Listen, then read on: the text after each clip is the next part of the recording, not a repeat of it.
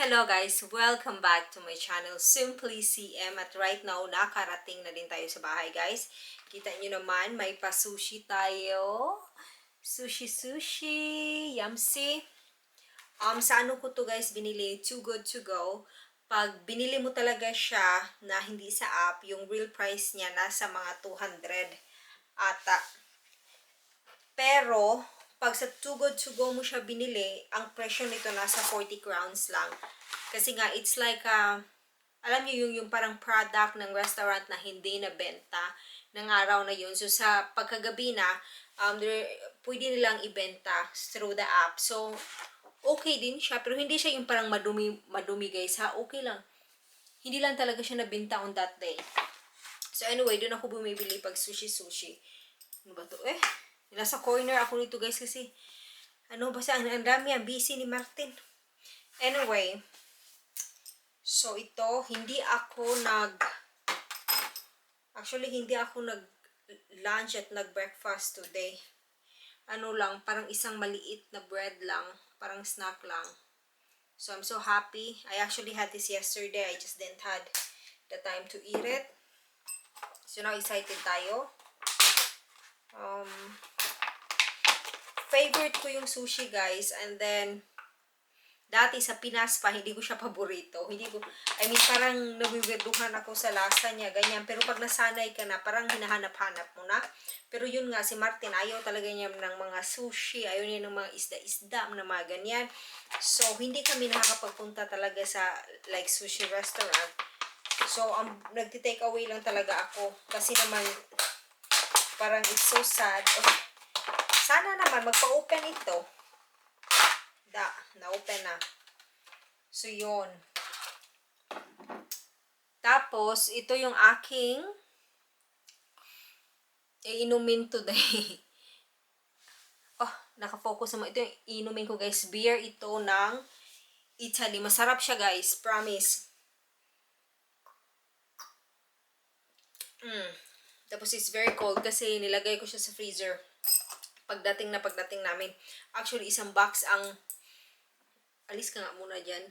Isang box ang binili namin ito. Sarap. Tapos, kasi pag isang box yung bibilhin, mas makakamura ba? So, yun. Tamang-tama.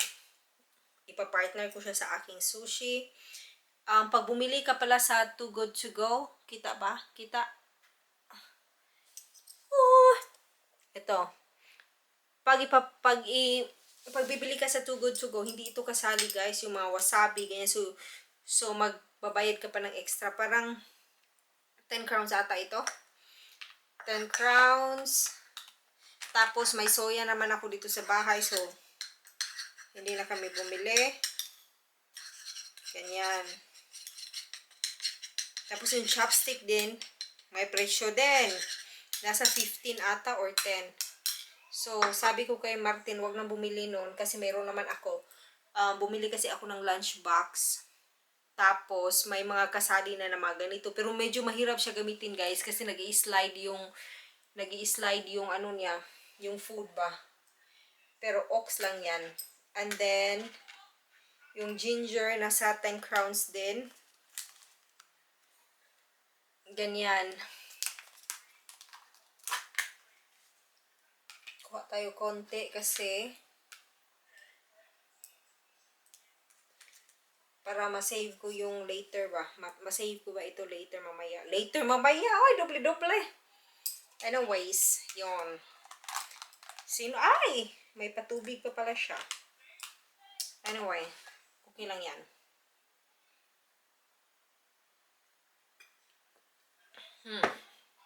Parang ano lang siya. Parang San Miglite lang sa atin. Ako, nakakamiss ang San Miglite.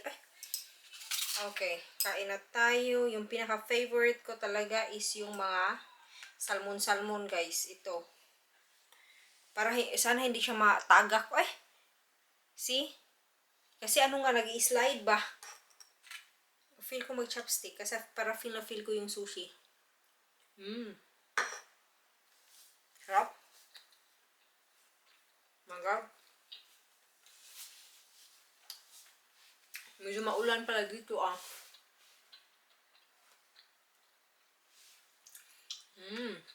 Sarap talaga niya.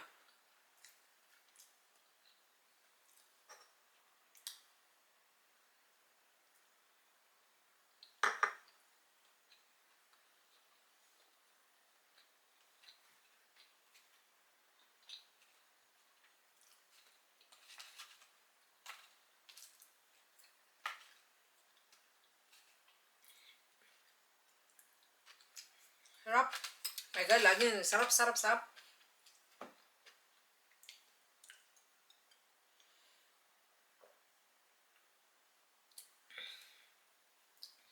Guys, nanonood ako kanina ng vlog ni ano ba, Mary Ann Reality TV. Na ano pala, natutuwa talaga ako sa kanya guys. Alam niyo yung parang, Bisaya din siya kasi naririnig ko yung accent niya. Katulad ng sa akin. Natutuwa ako sa kanya kasi parang, alam mo yung parang kapitbahay mo lang nakachika mo. Yun yung parang ano, parang dating sa kanya.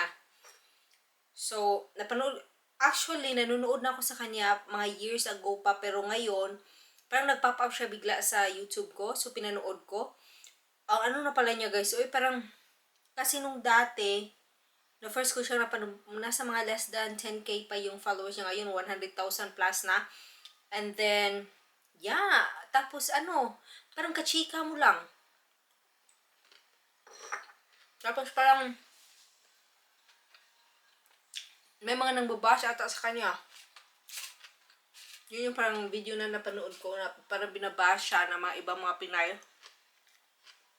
Kasi daw, laki-laki ng bahay nila tapos nagka-problema sila sa tax. And then kaya nga pala daw malaki yung bahay nila kasi daw, hindi daw nagbabayad ng tax. So, in-explain naman niya. My God, relax lang tayo guys. So, huwag tayong mga ganyan ba? Nood-nood lang God. So, yun parang medyo na high blood siya konti doon sa last na video na napanood ko. Saan nyo ba? Oops, blurred man. Uy, basta, sarap yan.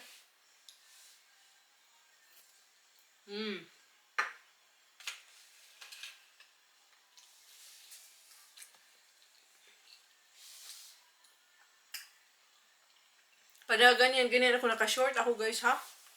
Feeling ko na mas comfortable na parang nandito yung paa.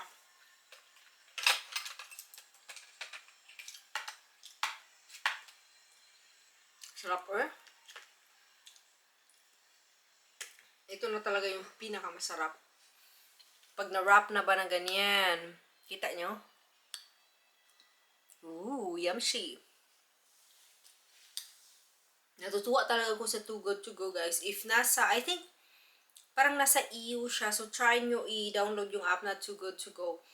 Tapos, ang dami. Hindi lang mga sushi. It could also be groceries. It could also be mga meat. May mga vitamins din. Basta ang dami. Pero yung mga binibili ko talaga, yung sushi talaga. Kasi yun yung parang pag binibili ko talaga siya sa restaurant na mamahalan ako. Pero pag doon, mura. Tapos, yeah. 40 or 50 crowns. Basta mga ganong presyuhan. Pero real price, nasa mga 200 plus.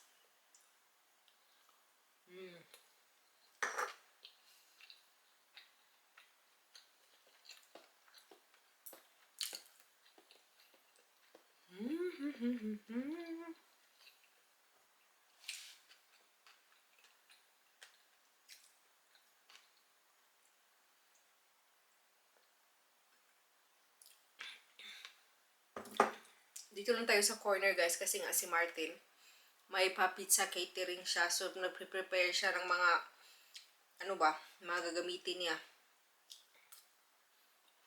Tapos alam niyo na maliitan ng bahay. TV dyan, sofa dito.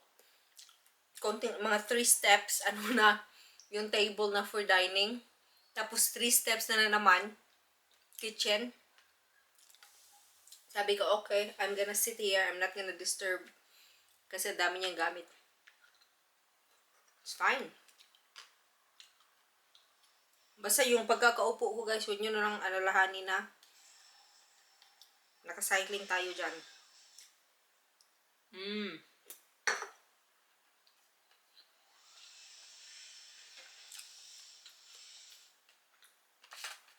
Sarap.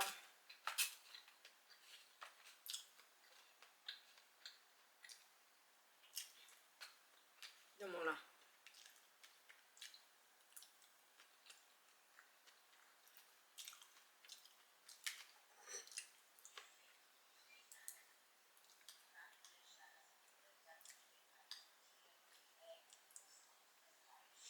Ang hanghang.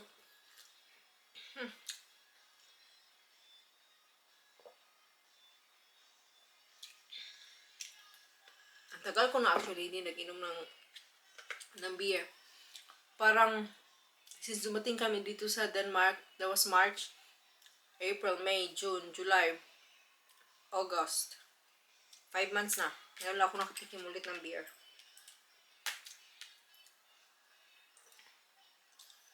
So, medyo busy tayo kasi after ko kainin ito, I have to help out yung mga ginagawa ni Martin ba. Para matapos siya ng maaga and then pag matapos siya maaga, mini makakapagpanghinga kami ng maaga din. Para ready for tomorrow na siya.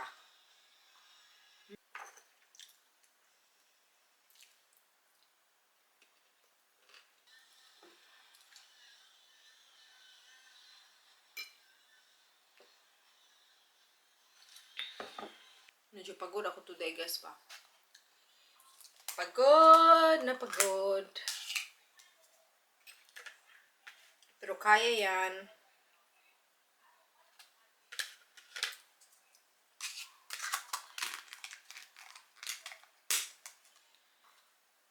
There. Oh my God, parang ano, alam niyo yung parang maginaw na mainit. Yung nararamdaman ko. Ito naman yung kainin natin. Yamshi.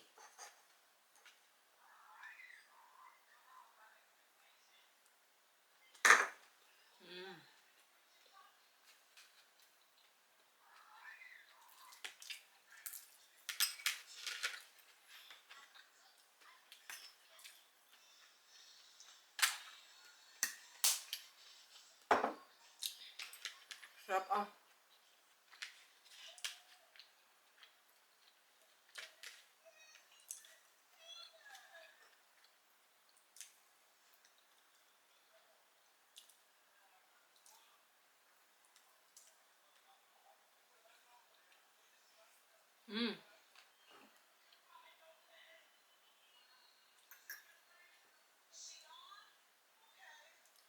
God! At mga hinay-hay ane. Kano sa pa ni mauga. Si uwan na pod lagi.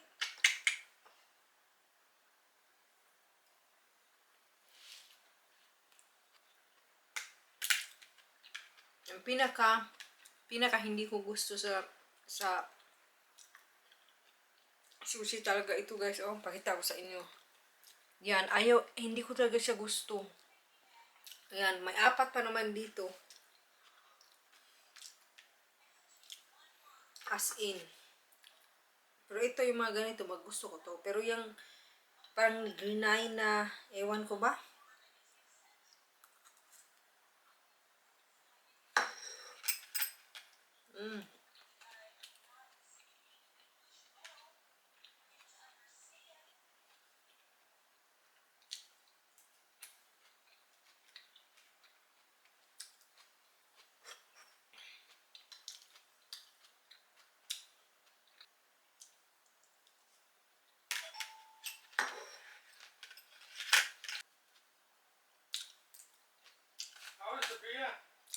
Very good.